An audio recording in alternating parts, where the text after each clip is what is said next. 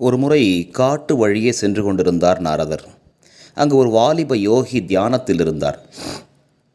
அவரை சுற்றி ஒரு புற்று வளர்ந்திருந்தது. நாரதர் நாராயண நாமத்தை கேட்டதும் அந்த யோகி கண் விழித்தார். நாரத பகவானே, எங்கு சென்று கொண்டிருக்கிறீர்கள் என்றார். நான் கைலாயம் சென்று கொண்டிருக்கிறேன். அப்படியானால் எனக்கு ஒரு உதவி செய்ய முடியுமா? நான் நீண்ட காலமாக சிவபெருமானை தரிசிப்பதற்காக தவம் செய்து கொண்டிருக்கிறேன். இன்னும் எத்தனை காலம் தவம் செய்தால் சாத்தியமாகும் என்று கேட்டு வருவீர்களா என்றார் அந்த யோகி. நாரதரும் சரி என்று புறப்பட்டார். கொஞ்ச தூரம் சென்றதும் வேறு ஒரு யோகியை பார்த்தார். அந்த யோகி ஹரே ராம ஹரே கிருஷ்ணா என்று பாடிக்கொண்டிருந்தார். அங்கும் நாரதரை பார்த்ததும் எங்கே போகிறீர்கள் என்று விசாரித்தார். வைகுண்டத்திற்கு என்றார். மகிழ்ச்சி. இன்னும் எத்தனை காலம் பஜனை செய்து கொண்டிருந்தால் இறைவனை அடையலாம் என்றார் அந்த யோகி.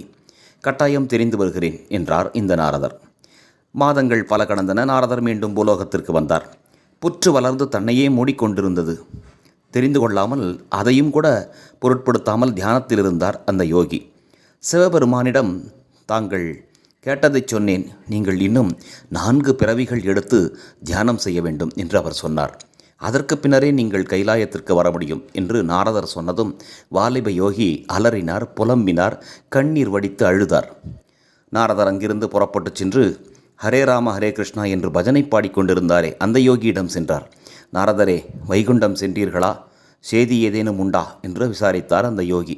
உண்டே, அதோ தெரிகிறதே, அந்த மரத்தில் எத்தனை இலைகள் உள்ளனவோ அத்தனை பிறவிகள் எடுத்த பிறகுதான் தாங்கள் வைகுண்டத்திற்கு வர முடியுமாம் என்றார் நாரதர். ஓ, இவ்வளவுதானா?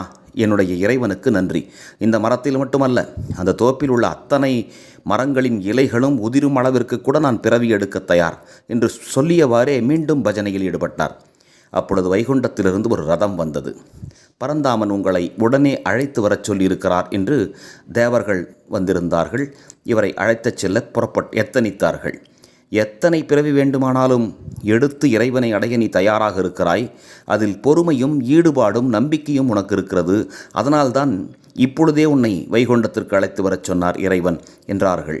நாரதரும் அதையே சொன்னார். இந்த கதை போதிக்கும் உண்மை என்ன தெரியுமா?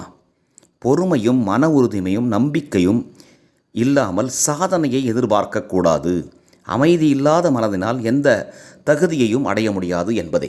ஆக வைகுண்டமா கைலாயமா, எங்கே செல்லப் போகிறோம், எத்தனை பிறவிகள் என்பதல்ல இந்த கதையினுடைய நோக்கம்.